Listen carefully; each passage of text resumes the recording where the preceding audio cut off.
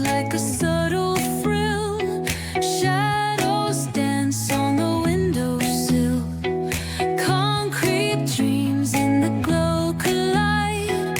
Breathe it in, let the waves decide.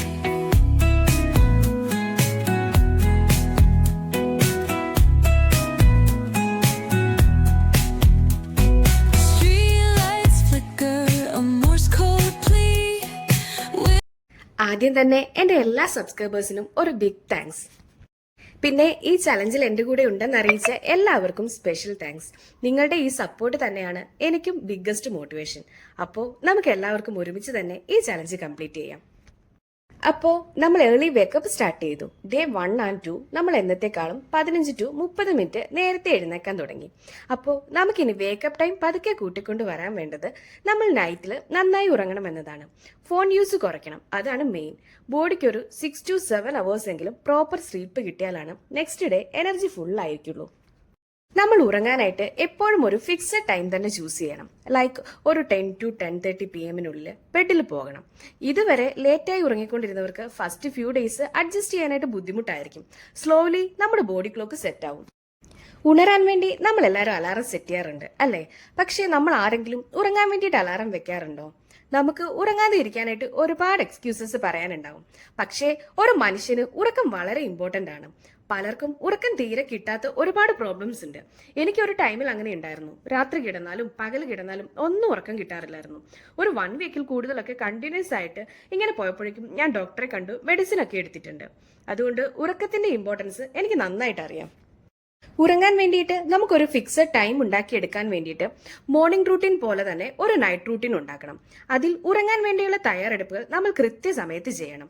നേരത്തെ ഉറങ്ങാൻ ആദ്യം വേണ്ടത് നേരത്തെ ഡിന്നർ കഴിക്കുകയാണ്. ഡിന്നർ ഉണ്ടാക്കാൻ ലേറ്റ് ആവരുത്.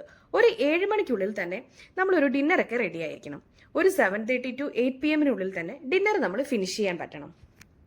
ഒരു 9 മണിക്കുള്ളിൽ തന്നെ കിച്ചൺ വർക്ക് എല്ലാം നമ്മൾ കംപ്ലീറ്റ് ചെയ്യണം. ഡിന്നർ കഴിഞ്ഞുള്ള പാത്രങ്ങളെല്ലാം വാഷ് ചെയ്യാനോ കിച്ചണിൽ ഒരു ചെറിയ ക്ലീനിങ്ങോ പിന്നെ മോർണിംഗിലേക്ക് എന്തെങ്കിലും ചെറിയ അറേഞ്ച് ഒക്കെ ചെയ്ത് വെക്കണമെങ്കിൽ അതൊക്കെ ഒന്ന് ചെയ്യാനും ഒക്കെ ആയിട്ട് ഒരു 1 hour. ഒരു 8 PM ഡിന്നർ ഫിനിഷ് ചെയ്ത് കഴിഞ്ഞാൽ 9 PM തന്നെ നമുക്ക് ഈ കാര്യങ്ങളെല്ലാം ചെയ്തു തീർക്കാൻ പറ്റും. നമ്മുടെ ശരീരത്തിനുള്ളിൽ നടക്കുന്ന കാര്യങ്ങളൊക്കെ നിയന്ത്രിക്കാനായിട്ട് ഒരു ഇന്റേണൽ ബോഡി ക്ലോക്ക് ഉണ്ട്. നമ്മുടെ ശരീരത്തിന്റെ പ്രവർത്തനങ്ങളുടെ ക്രമീകരണത്തിന് സഹായിക്കുന്ന ഈ ബോഡി ക്ലോക്ക് ആണ് സർക്കേഡിയൻ റിതം എന്ന് പറയുന്നത്. 24 മണിക്കൂറും നമ്മുടെ കാര്യങ്ങൾ നിയന്ത്രിക്കുന്ന ബ്രെയിനിനകത്തുള്ള ഒരു ക്ലോക്കാണിത്. നമ്മുടെ ഉറക്കം ക്രമീകരിക്കുന്നതിനും ഈ സർക്കേഡിയൻ റിതത്തിന് ഒരു വലിയ പങ്ക് തന്നെയുണ്ട്. ഈ ബോഡി ക്ലോക്കിന്റെ അടിസ്ഥാനത്തിൽ നമുക്ക് ഉറക്കം വരുന്നതിനും ഉണരുന്നതിനും ഒക്കെ ഒരു ടൈം ഉണ്ട്. പക്ഷേ നമ്മൾ ഇത് ശ്രദ്ധിക്കാറില്ലെന്ന് മാത്രമാണ്. പലർക്കും നേരത്തെ ഉറങ്ങുക എന്നത് പല സാഹചര്യങ്ങൾ കൊണ്ട് കഴിഞ്ഞെന്നൊന്നും വരില്ല. പക്ഷേ നമ്മൾ ഉറങ്ങാനുള്ള സാഹചര്യങ്ങൾ ഉണ്ടാക്കി ഉറങ്ങുക തന്നെ വേണം. അതിനാദ്യം നമുക്ക് തന്നെ സ്വയം ഒരു ചിന്ത വേണം. ഏത് ജീവിത സാഹചര്യത്തിലാണെങ്കിലും ഉറക്കം എനിക്ക് വളരെ അത്യാവശ്യമായ ഒന്നാണെന്ന് നമ്മൾ തന്നെ ചിന്തിക്കണം. അതുപോലെ കുട്ടികളുടെ കാര്യത്തിലാണെങ്കിലും അവർ വളർന്നു വരുന്ന സാഹചര്യത്തിൽ അവരുടെ ആരോഗ്യം വളരെ പ്രാധാന്യമുള്ളതാണ്. അവരെയും ഒരു കൃത്യമായ സമയത്ത് തന്നെ ഉറങ്ങാനും ഉണരാനും ഒക്കെ ട്രെയിൻ ചെയ്യിക്കണം. നമ്മൾ ലേറ്റ് ആയിട്ടാണ് ഉറങ്ങാൻ പോകുന്നതെങ്കിൽ മോർണിംഗ് നമുക്ക് ഫ്രഷ് ആയിട്ടൊന്നും തുടങ്ങാൻ പറ്റില്ല. നമുക്ക് ആകെ ഒരു ബുദ്ധിമുട്ടായിരിക്കും. രാവിലെ എഴുന്നേറ്റ് കഴിഞ്ഞാൽ ഒരു 2-3 ദിവസം നമ്മളിങ്ങനെ ലേറ്റ് ആയിട്ട് എഴുന്നേറ്റിട്ട് നേരത്തെ എഴുന്നേക്കാൻ തുടങ്ങി കഴിഞ്ഞാൽ അത് ഭയങ്കര ബുദ്ധിമുട്ടായിട്ട് മാറും.